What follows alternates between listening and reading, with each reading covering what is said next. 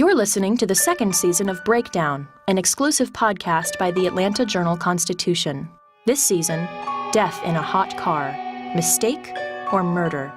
Go to ajcbreakdown.com for additional background, photos, video, and more on the Justin Ross Harris case. Previously on Breakdown. It's been stated to me that you would like not to testify at this time.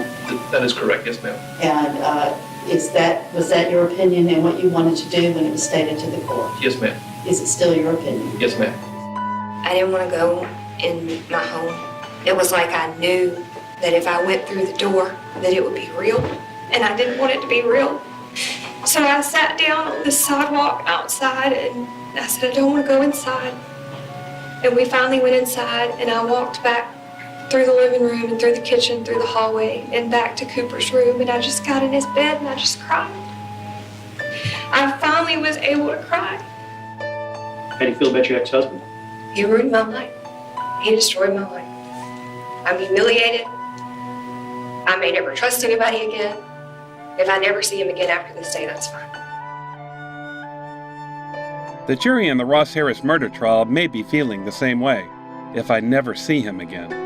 But they're going to see him at least one more time, on the day they pass judgment on him. Last week, of course, was a time of momentous decisions, just not for the Ross Harris jury. I'm Bill Rankin, legal affairs reporter for the Atlanta Journal-Constitution, and I'm still waiting to hear a court clerk say the magic words, "We have a verdict." One reason, that momentous decision I mentioned. The first day of deliberations was Election Day, and the jurors were dismissed after just a couple of hours so they could go vote. And then there's the federal holiday, 2 full days of deliberation, and then it's Veterans Day. So the 6-man, 6-woman jury will be back after a long weekend. The jurors have asked some interesting questions since they retired to the jury room. On the first day, they wanted the legal definition of wanton, which is in the language for one of the felony murder charges. The word means deliberate and unprovoked. But Judge Mary Staley Clark decided not to give any definition of the word to the jury. Instead, she sent a note back telling jurors they'd have to rely on their collective knowledge of the word. You can guess why they were asking, but I can't guess why the judge wouldn't give them an answer. The jury also wanted to review the interview of Ross Harris by lead detective Phil Stoddard at police headquarters. Then they asked to watch the hour-long recording of Harris and his then-wife Leanna later that day. On day 3, they asked to review the video of Harris tossing light bulbs into his car after he came back to the office from lunch. This security video is a bit grainy and shot from a camera a good distance away from Harris's SUV. So the jury asked that the large screen monitor that's been used by the prosecution and the defense be placed just a few feet away from the jury box. That way they could have the best possible view. So, we got to watch the jurors watch the videos. And I must say, it was fascinating. Seriously. On the light bulbs video, it was interesting to watch them watch. Most of them leaned forward in rapt attention, their eyes fixed on the screen. At one point, one juror looked back at another and nodded his head knowingly. I'm not sure what they were looking for, but they'd seen it, or not seen it, for sure. It's easy to imagine the alliances that have formed and shifted and reformed in that jury room. With that one glance from one juror to another, we got to see one of those alliances in action. It was like he said aloud, "Yep, there it is, just like we saw it the first time." Why did they want to watch those recordings? Did they want to see whether Harris was faking his grief? Did they want to see whether he did or did not actually cry? Did they want to see whether what he told Leanna matched up with what he'd just told Stoddard? Did they want to see whether Cooper was visible as Harris walked up to his car?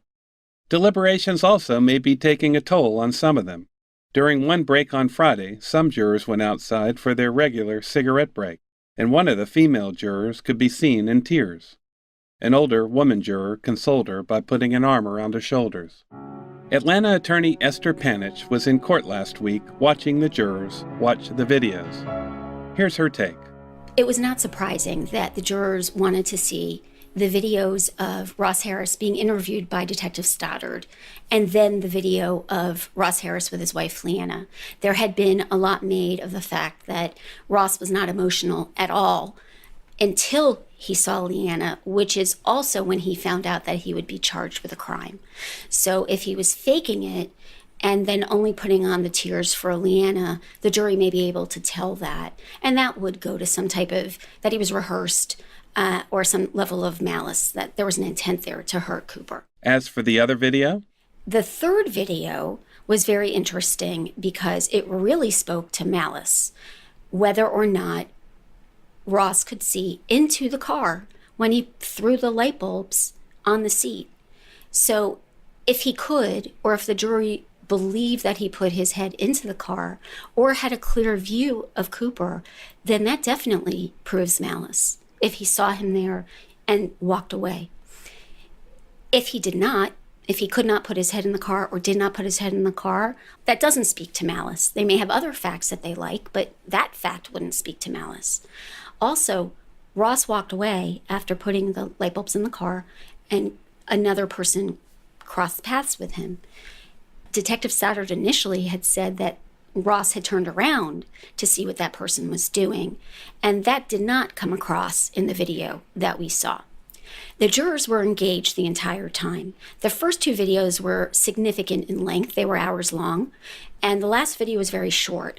So it's difficult to say what they were necessarily looking for in the first video because some may have just seen what they needed to see and then weren't paying as much attention. The third video, because it was so short, everybody was paying attention to see what it was. And it is a very difficult video to analyze because it was taken from such a distance away from where Ross was in his car.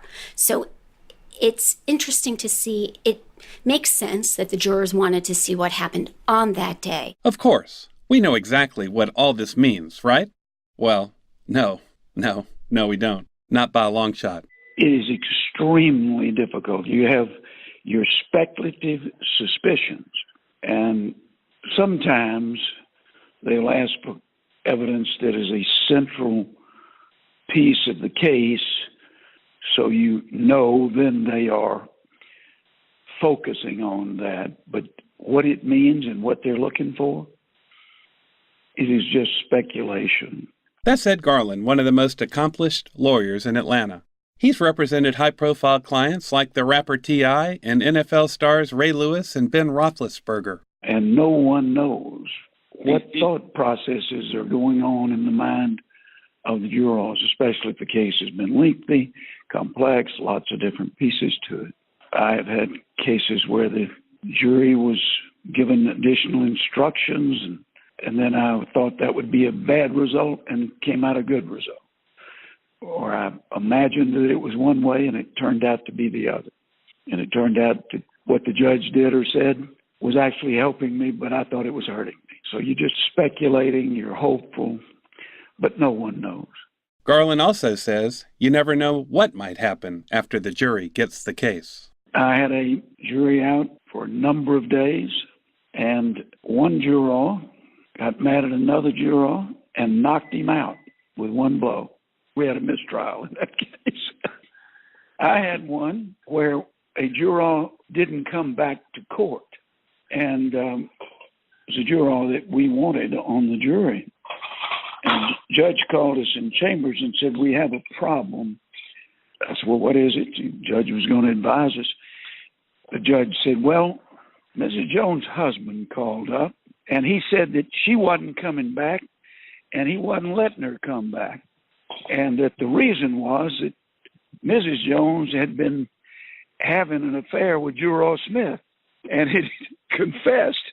And if she came back, he was coming down and kill Mr. Smith." Garland said he once had a jury that was out for 23 days. 23 days. Often, if that's the case, the judge will deliver the so-called dynamite charge. The judge will call a deadlocked jury back into the courtroom. "Consider the problems and expense of retrying the case," the judge will say. If there is a substantial majority favoring one verdict over another, those in the minority should reconsider whether their positions are reasonable ones. In other words, "Let's get this over with, folks." Garland said one case he had with a dynamite charge shows just how little you know about juries. One time I just fought against an Allen charge. I just said it'd just be the most horrible thing you could possibly do, Judge.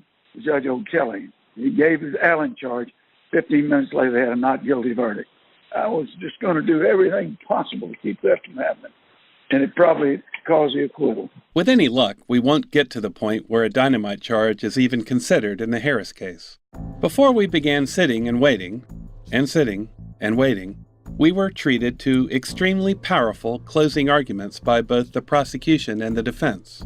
After 21 days of testimony from 70 witnesses and more than 1,100 exhibits being admitted into evidence, it was finally time for the lawyers to give their closings. In closings, the prosecution gets to go first, then the defense, and because the prosecution has the burden of proof, it is allowed to add a rebuttal at the end. Each side had 2 hours to make their case. Closings give the lawyers a chance to remind jurors about key evidence and to try to show jurors how they should interpret that evidence. It's a lawyer's final plea to the jury. In the Harris trial, lead prosecutor Chuck Boring's closing argument was forceful and often eloquent. His delivery was sometimes a little clipped, and as he did throughout the trial, he continued to use the phrase, "and things like that," in far too many sentences. Even so, he spoke to the jury in terms it could not forget or ignore. Boring and company had covered Harris with so much of his own filth that no juror could look at the defendant without seeing the slime. And Boring opened his closing the same way he started his opening statement at the beginning of the trial. "I love my son-in-law, but we both need escapes. I love my son-in-law, but we both need escapes." Those words were uttered 10 minutes before this defendant, with his selfish, abandoned, and malignant heart, did exactly that.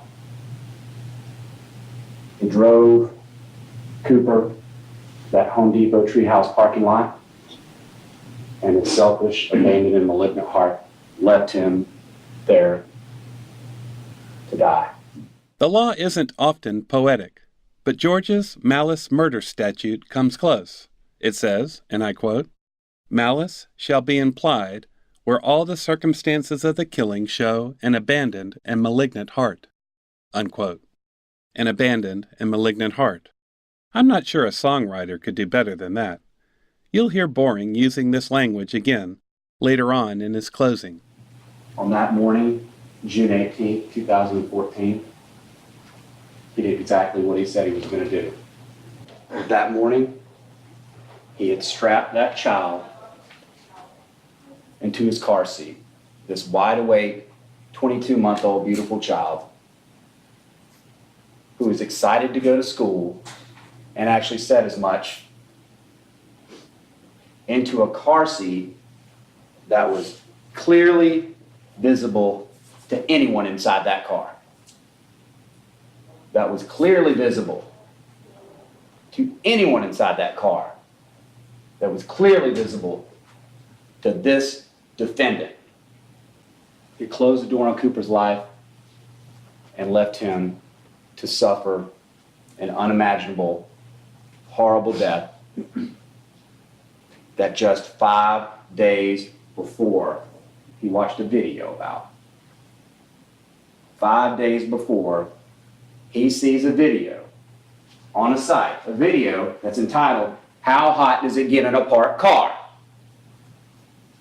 And he watches that video that talks about how terrible it would be. Video showing that even on a day where it's breezy outside and you can see the leaves blowing in the trees, even on a day where you've got the windows cracked, you can kill a living being in no time at all. 5 days before he closed the door on that child's life. As I've noted before, Boring faithfully pursued his trial strategy from opening statement to closing argument. That strategy? There were two versions of Ross Harris. One, the loving father, the friendly coworker, the happy-go-lucky, gregarious friend. And then there was the Ross Harris that no one knew, the real Ross Harris, whose waking moments were filled with self-absorbed fantasies about sex with just about anyone who would join him. Boring returned to that theme again and again in his closing. His notion is that Harris was able to balance his two sides for a long time. But as the day of Cooper's death approached, he was losing that balance as his darker side began to assert itself more and more forcefully. Over this time and after that time and after the trip to Memorial Day to the beach, the evidence showed the defendant's behavior was escalating. In addition to being unhappy, job, we know that in that time, the number of photos the defendant took or sent out or received regarding his other life, regarding the life he wanted to live, far outnumbered anything or any involvement with his son Cooper. He lied about what he was doing, and he went to a seedy Marietta hotel and had sex for money with a prostitute. That shows you the behavior and how his priorities were set and how this was escalating leading up to June 18, 2014. We know that during this time, the defendant's behavior was escalating. That after that vacation, he in fact was messaging with what turned out to be a 15-year-old girl. Something we didn't find out about until after indictment. We're all tired. But the thing is, when you're thinking about how tired you are of all that language and all that, as they said, filth, what we say is his other life, this other side, this other dark side, hey, those are his words. That's what's in his mind. That is the other Justin Ross Harris. Does your conscience ever kick in? And what does that defendant say? Nope. And we know for a fact that he showed that lack of conscience on June 18, 2014. He showed exactly who he is. Did you catch that? We know exactly who he is. The lead prosecutor made sure the jury heard it all, over and over again. There was the Ross Harris who courted underage girls and at least claimed he had fallen in love with one of them. Boring even went back over the pathetic tale of the young woman who was trying to dump Harris even as he was pledging his love for her. We know in the weeks leading up to this, his breaking point was pretty low. And we know that another young girl, well, he professed love for several of these young girls, many of them not knowing about the other, thinking they're the only one, leading all these different lives. The one that he was most emotionally attached to was slipping through his fingers. We know this woman that he had professed love to, who he told that if it wasn't for Cooper, that he would leave Leanna, was gradually cutting him off. And in those days leading up to June 18th, we know that on the 17th, the day before, he tried to message her. And she didn't respond. And he said, "That makes me sad." And on the morning of June 18th, a couple of hours before he killed his son, he tried one last time to message this girl he was obviously in love with no response. The prosecution had one other mission besides making Harris out to be an irredeemable sleaze. It also had to show that Harris's thermonuclear sex drive was strong enough to turn him into a killer. The prosecution made a very big deal out of that post on the Whisper app. They even made a giant red poster out of it that Boring set in front of the jury.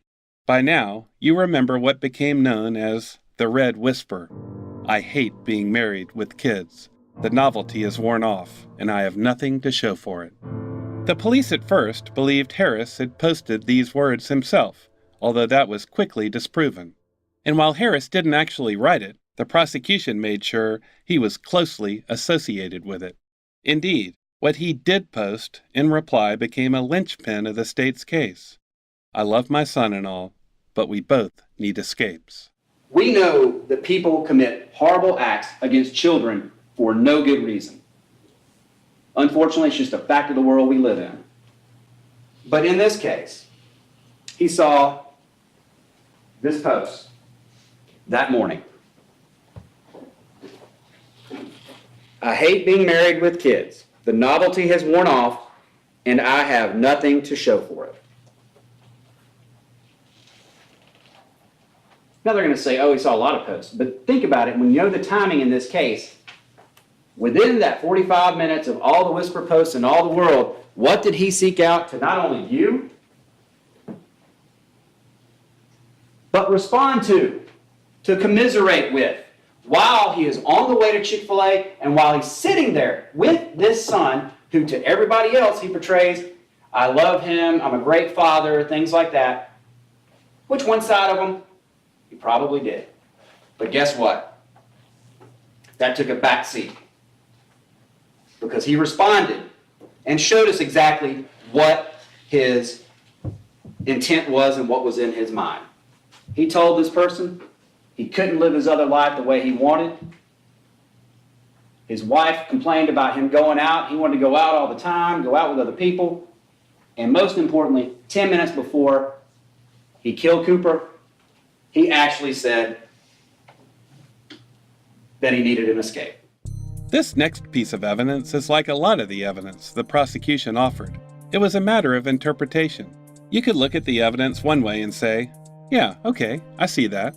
Or you could look at it another way and say, well, that's not really even evidence. It might look bad, but it doesn't prove anything. Now, it's certainly possible, maybe even likely, that Harris saw his child in the car long before he said he did. But it's also conceivable that he didn't. Boring, however, doubles down as if he is holding incontrovertible proof. And he told us, if this child was visible in that car, that is not a failure of memory systems, flat out. This is not some forgetting. If that child's visible, you're not going to forget the child. And in this case, this child was visible 3 different times. When he got into the car in Chick-fil-A and drove, making turns in traffic, going into the parking lot, backing up, pulling in, being in there 30 seconds with that child, getting his bag that's to his right, getting his Chick-fil-A cup that he just had breakfast with his son, the drink he got. At lunch, when he goes back to the car. And in the evening, when he got in the car and drove away. As much as they try, the defense cannot get away from the fact that has always been apparent in this case. Cooper would have been visible to anyone inside of that car. Flat out. Number of witnesses who testified had ridden in that car. Not a one came in here and told you that Cooper was not visible from the front of that car. Not a single one from the state or from the defense. If there was, you're darn sure that question would have been asked.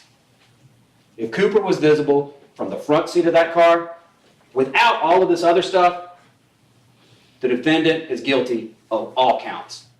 At this point, Boring makes an absurd statement.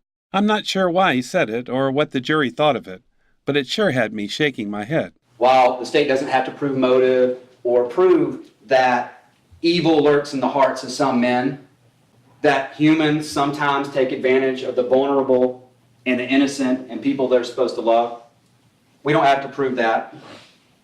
We know it happens.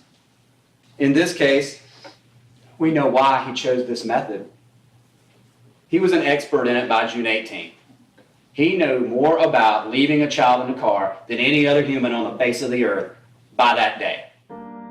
He knew more about leaving a child in the car than any other human on the face of the earth that day? Seriously? There's an entire website devoted to tracking these kinds of tragedies. There's a meteorologist who has studied this phenomenon for years. There's a nonprofit group that devotes tremendous energy toward warning parents about it and lobbies to get better warning systems in cars to prevent it. And Harris is the world's most foremost expert? Please. Besides, deliberately locking a toddler inside a car on a hot day does not require any particular expertise. All it requires is, well, an abandoned and malignant heart. And that's assuming Harris did it on purpose. Boring told the jury he knew what Harris had been thinking. Harris had simply thought that everyone was too stupid to catch him. Implicit in this remark is that the jury also would have been too stupid to catch Harris. This defendant thought he was going to get away with this manner of murder because he thought he was smarter than everybody else, and he didn't think anybody was going to call his bluff. This was a smart tactic on Boring's part. I have no idea whether that was in Harris's head, but by saying that it was, Boring found another way to isolate Harris, to paint him as a sinister plotter who believed he was above the rules that apply to all of us inferior beings. And for sure, the jurors are not going to like a criminal who thinks he's smarter than they are. Also, by adding, he didn't think anybody was going to call his bluff. Boring implied that the forces for good, the police and the prosecutors, were in fact smart enough, righteous enough to call Harris's bluff. Boring also made sure he revisited the question of Harris's demeanor, particularly on the night of Cooper's death. To me, it's a lot like the evidence concerning whether Harris could or could not have seen Cooper in the car. The cops and prosecutors say Harris was faking his emotions. Maybe he was, but maybe he wasn't. They don't have any proof either way. There's no weepometer that analyzes the validity of grief. And these are the same cops who said Leanna Taylor was not emotional. And then they played an audio tape in which she was clearly emotional. Here's Boring. Motive evidence showing this person's double life and what his priority was in the days leading up to and especially on June 18, 2014. And you see his demeanor there in the interview room where he's huffing and puffing. You don't see him wiping any tears, snotting a rag in a shirt, anything like that. You see him doing exactly as it was described at the scene, as Detective Piper said, like Will Ferrell, yelling a lot, and then he's calm and looking around. And that's what we saw in that interview room. It wasn't until, and this is evidence of demeanor, until after he was arrested, after he was detained and told he was going to be arrested for these charges, did we see him get that real emotion. I'm not going to sit here and say he wasn't emotional in that room with Leanna, because he was. He was sobbing like a baby, talking about, I felt bad about it, why me? They got a metal toilet and a cot that's uncomfortable, asking Leanna to make sure he didn't get arrested. Demeanor. Boring then returned to his primary theme. The fact that he was a good dad on some other occasions does not excuse or mitigate taking a life for your own selfish reasons. This killer's heart abandoned this child long before he died. This defendant's heart abandoned this child when he left him to die a terrible death in that car, when he came back to check the scene at lunch, maybe even to make a discovery in front of his friends there until they pulled off too quickly. Quite possibly discovering, as we've heard from the evidence, that Cooper could have been alive in that car. And abandoning him yet again. And sat there malignantly while that child cooked in that car. That, ladies and gentlemen, and this case is the epitome of an abandoned and malignant heart.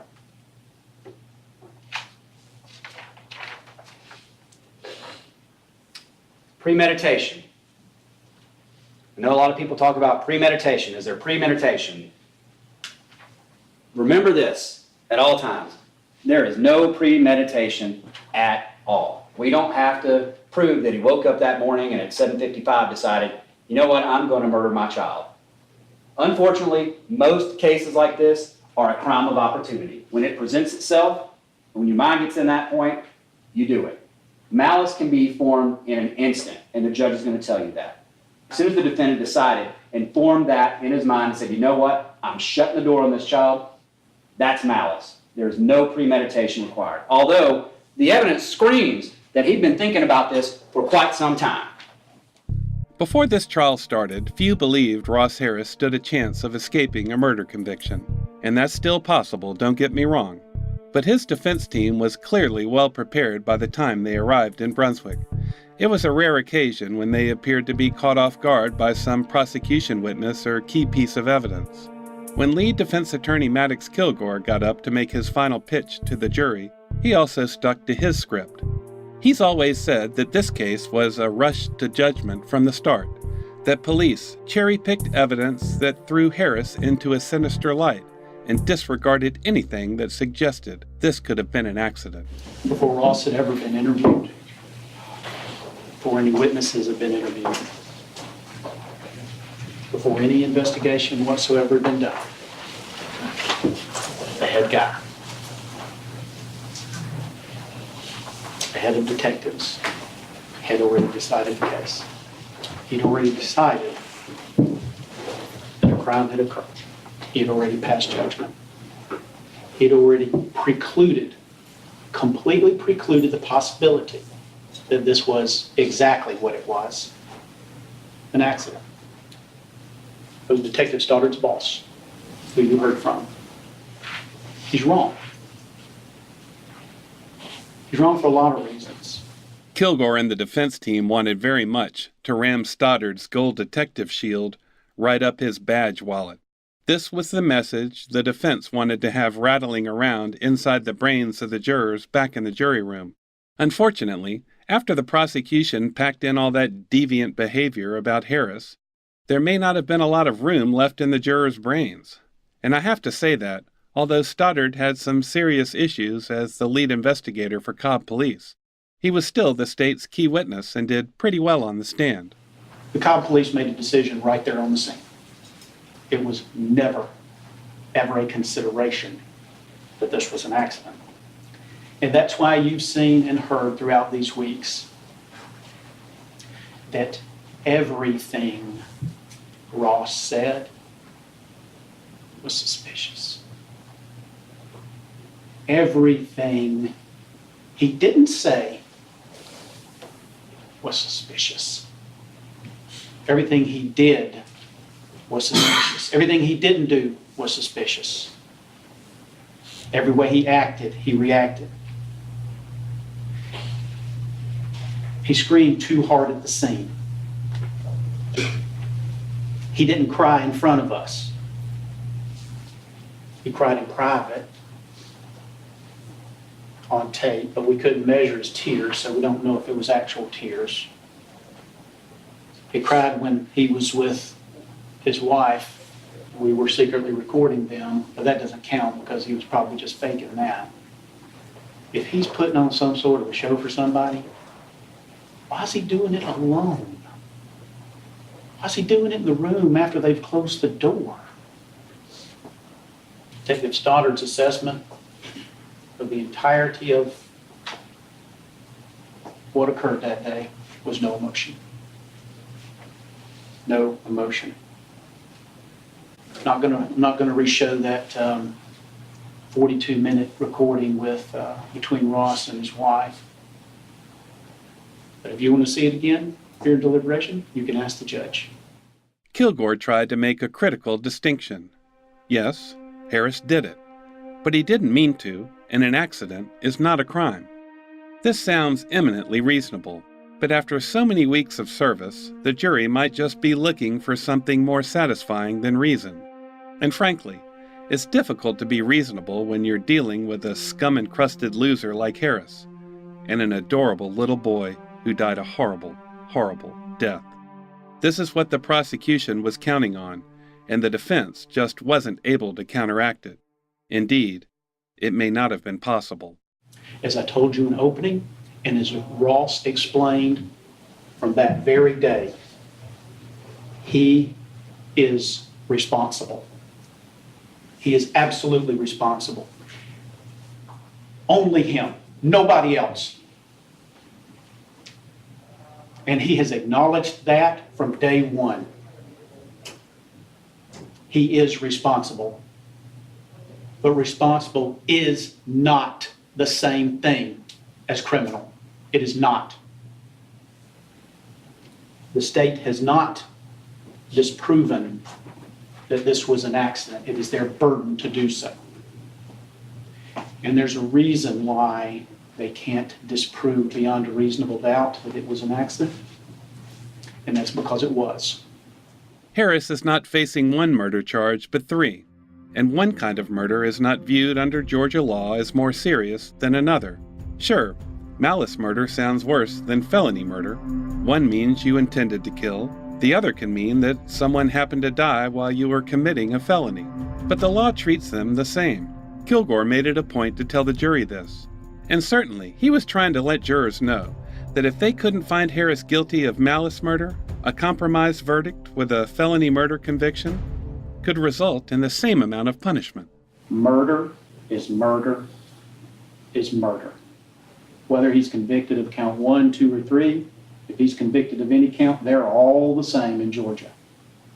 And you need to know that when you're considering his fate. We spent 21 days with them charging down one track and one track alone. This entire trial has been about count 1. The state's theory in this case that Ross intended to kill Cooper. Malice. That's been the state's theory from the beginning. He meant to do it. He intended to do it. That's been their case. That has been what they have tried to sell you throughout this entire trial. And I think it's become very clear that Ross treasured Cooper and had no reason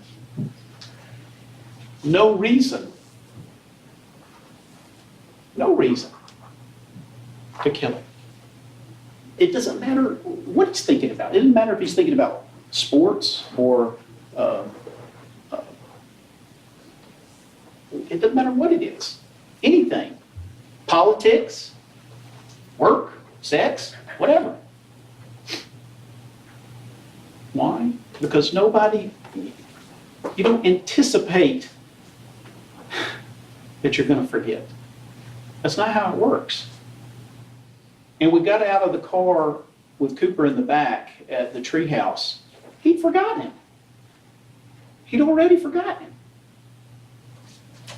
You think Ross's ex-wife and her best friend, Angie, you think they're going to come in here and testify for Ross? If for 1 second they didn't mean exactly what they said, that Ross loved that child more than anything, you think they would have ever come in here for him? Listen, Ross ruined that woman's life.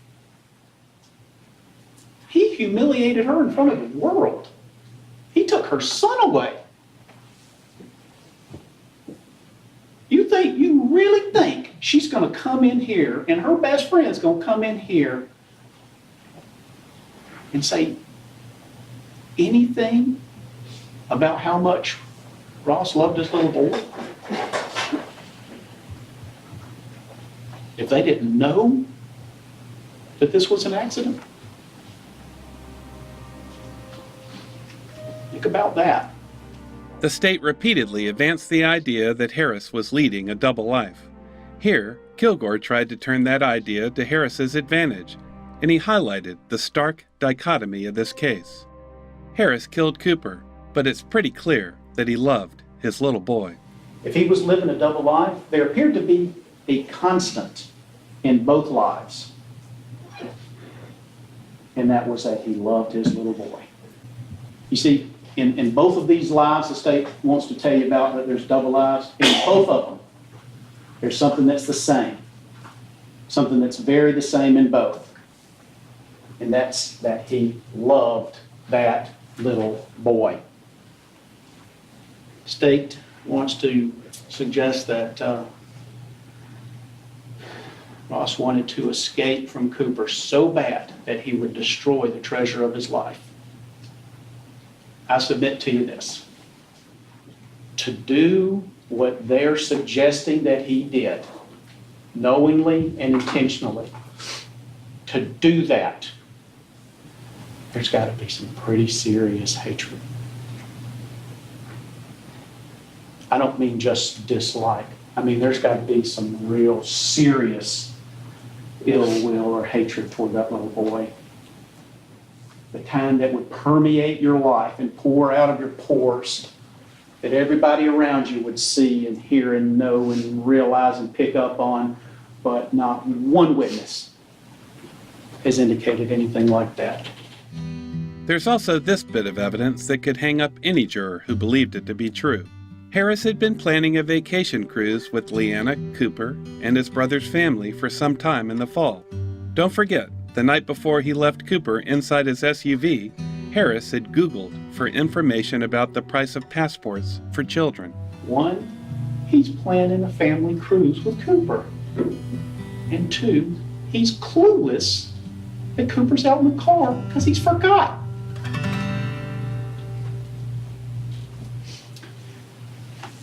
The police had this information. They knew about these emails on the 17th and 18th with Heather Coyle, and they never bothered to give her a call. How do you explain that? How do you explain that a person that Ross is emailing with about Cooper on the 17th, about a cruise with Cooper on the 17th, and then he receives an email from at 9:35 on the 18th. How do you explain that police never even called the woman? How do you explain that? District attorney didn't even call her until September, just a few weeks ago.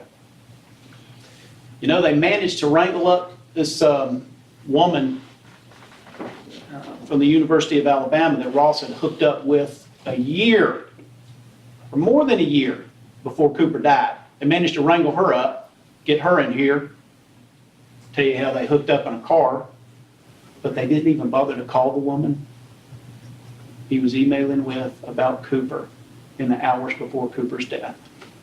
So I will pose this question to you all. Was this investigation and prosecution a search for the truth? Was it? Or was it a search only for what was going to fit the state's theory? Ask yourself that. There's no way around the fact that in the hours before Cooper's death and the weeks before Cooper's death, Ross was planning a cruise to include Cooper. There is no way around it. And to find Ross guilty of murder, you basically have to just ignore it. You just have to ignore it. Like it was never even brought out. Why? Because a person planning to do what they say that Ross did, that kind of person is not planning to take their child on a cruise. Those are inconsistent. What about the prosecution's contention that Harris killed his little boy so he could be free to sleep with as many people as possible? Well, Harris already seemed to be doing just that, Kilgore told the jury. So ask yourself this. If the state's right about this cockamamie theory that he intended to kill his son, what in the world does he gain? What does he gain? What has he accomplished? What is his reward? He's already doing whatever he wants to do. Kilgore also made a strong point about the cop's assertion that Leanna has remained a suspect ever since Cooper died back in June 2014. But we also heard from Detective Stoddard during the trial that Leanna has been a suspect during the entirety of this investigation. Not actively right now, but he said she's been a suspect during the entire investigation. They just didn't have enough for probable cause. Well, if the theory is that Ross murdered his treasure to free himself of this marriage to Leanna, how in the world could she be involved in the conspiracy to do that? How is that possible? Leanna's going to assist Ross in murdering their little boy so that he can free himself of a marriage to her. It sounds absolutely ludicrous. But if Leanna has been a suspect for 2 years, that's what you would have to buy. If she's been a suspect for 2 years, That is the cockamamie story that you have to buy. It's absolutely ridiculous. The state has always ascribed sinister motives to the whisper conversation Harris was having with the female stranger moments before he left Cooper in the car. This is the Red Whisper, the post from the woman who said she was tired of being married with kids. But Kilgore puts a wholly different and just as plausible spin on Harris's responses to that post. I miss having time to myself and going out with friends. Sounds exactly like something Ross would say. My wife gets upset when I want to go out with friends. It certainly sounds like something Ross would say.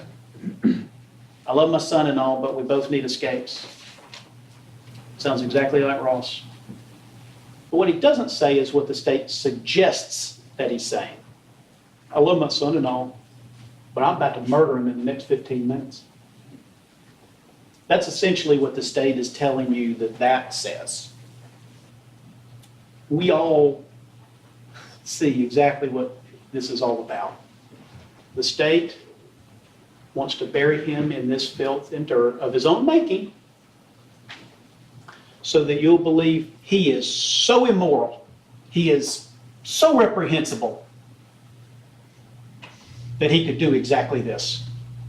That's really what they're trying to sell you. Demeanor and dirt. Kilgore implored the jury to write 2 words in response to the state's charges. And I'm going to ask you to very simply go into that room and write 2 words for each of those, not guilty. Because the state's burden is to prove beyond a reasonable doubt that Ross is guilty. But more than that, it's also their burden to disprove beyond a reasonable doubt that this was an accident. They have to disprove it, and they haven't done so. 2 words. So Kilgore pleaded with the jury to acquit his client of the murder charges. But don't forget, Harris also faces 3 sex counts, 1 felony and 2 misdemeanors. They are sending nude photos of his genitals to a young girl and asking her to do the same thing in return. The other is for engaging in randy and explicit sexual banter with the girl on the internet. Kilgore didn't outright tell jurors they could find Harris guilty of these charges, but he may as well have. He cited a passage, "Reap the whirlwind," from the book of Hosea in the Old Testament. The last 3 counts involved criminal attempt to commit a felony, sexual dissemination of harmful material to minors. You get back there, look through the evidence, and you decide the state's proven their case on that, you would write the word guilty. And Ross Harris will reap the whirlwind. Kilgore finished his summation by playing once again the family video of Harris sitting in the bed across from Cooper. He strums his guitar for his ecstatic little boy and gets the child to strum a few bars himself. You do it. Go. Kilgore ended his closing by telling the jurors he had faith in them. On behalf of Ross and Brian and Carlos, we trust you. Like I said, Boring got the last word, and he made the most of it. Justice in this case is nothing more than justice for that little boy. And in this case, it's a verdict of guilty on all counts. Boring then addressed Kilgore's take on Leanna's testimony. First of all, Leanna Harris. Leanna Harris was never going to accept that her husband was capable of this. Leanna Harris stayed with this man for years. You saw how she is. She finds out her son's dead, and the first thing she asks about is her husband. You have to feel some sort of, she kind of got treated like a doormat for years. To say the police shouldn't have looked at her and her actions as suspicious that day, ladies and gentlemen, she admitted it from the stand. Yeah, when I watched that, absolutely. That doesn't look right. So the police should just ignore it. Absolutely not. Boring asked the jury to think twice about Harris's professed love and devotion to his little boy, using Leanna as an example. Also, he was a good dad. He loved Cooper. Well, he also allegedly loved Leanna. And we saw how that went and how he treated her. Boring also confronted the notion that it made no sense for Harris to be thinking about killing his son when he was planning a vacation with him. Maybe it was because Harris was on the fence, the prosecutor conceded. You know what? How would he have been Googling vacations June 9th? How would he have web searched something if he intended on killing this kid hours before he did it? I'm not up here saying that he wasn't conflicted about it. Common sense would say he probably vacillated back and forth until the opportunity presented itself and he finally pulled the trigger. This man was obsessed. He could not get enough of what he had going on, and he could only get it when the opportunity presented himself. Of course, was a burden that was in the way of doing exactly what he wanted to do as much as he wanted to do. What does he have to gain? Well, he doesn't have to worry about taking care of his child anymore. He doesn't have to worry about that responsibility. As he wound up, Boring became a bit emotional when telling jurors to think about the dead child. Right here, right now, let's get back to what this case is about. This case is about justice, and it's about that little boy, Cooper Harris.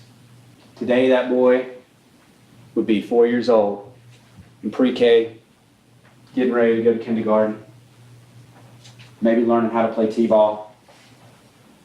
I guess as much at that age you have to learn how to drop the bat before you run to first rather than actually playing anything. But he's not. He's not here with us. Because that defendant took him. That defendant took his life for his own selfish, obsessed reasons. That little boy's never going to get that chance. And those chances he would have had. We've heard a lot about excuses for this defendant, which have been turned away at every stop. But who's going to speak for Cooper? Who speaks for Cooper? The witnesses and the officers at that scene who carried that burden of what they saw that day, who cared more about that child on June 18th than this defendant? Defendant who was concerned and crying finally when he was worried about the metal toilet he's going to have to use the bathroom in and the uncomfortable cot. Woe is me. His child was dead. The evidence speaks for Cooper. And they can't bring him back. But what can be done is justice. And you as a jury have the opportunity to do that justice. Next, on Breakdown. The jury returns to the courthouse and resumes deliberations. Will we finally get a verdict? Ladies and gentlemen, it is the end of another work week for us, and I'm going to discharge you. But before I do, I wanted to give you instructions and also instruct you to have a pleasant weekend. You cannot talk to each other about the case until you come back at 8:30 on Monday and resume your deliberations. You cannot speak to others about the case, nor let others speak to you about the case. You are not permitted in any way to do independent research, looking into things, electronically, books, any other means, medium, mechanism, or whatever. As we said before, whatever you can think of doing, just don't do that. This courtroom is where you have received the evidence that the law permits in arriving at a verdict in this case. And that's where your knowledge needs to come from. And I hope you all have a wonderful Veterans Day. It's an important day for those of us who have served or have had family members who have served. It's important that we remember them and their sacrifice and service for our freedom. And then enjoy your weekend. Monday, 8:30. It's all right. Please watch your step going down. Season 2 of Breakdown, Death in a Hot Car, Mistake or Murder, is a production of the Atlanta Journal-Constitution. The story is reported and told by Bill Rankin, produced by Richard Hallex. Audio production by Chris Basta of Bare Knuckles Creative. The music for Breakdown was composed and performed by Bo Emerson, Chris Nicholson, and Chris Basta. Special thanks to Bert Roten, Ross Cavett, Chris Nicholson, and Buddy Hall.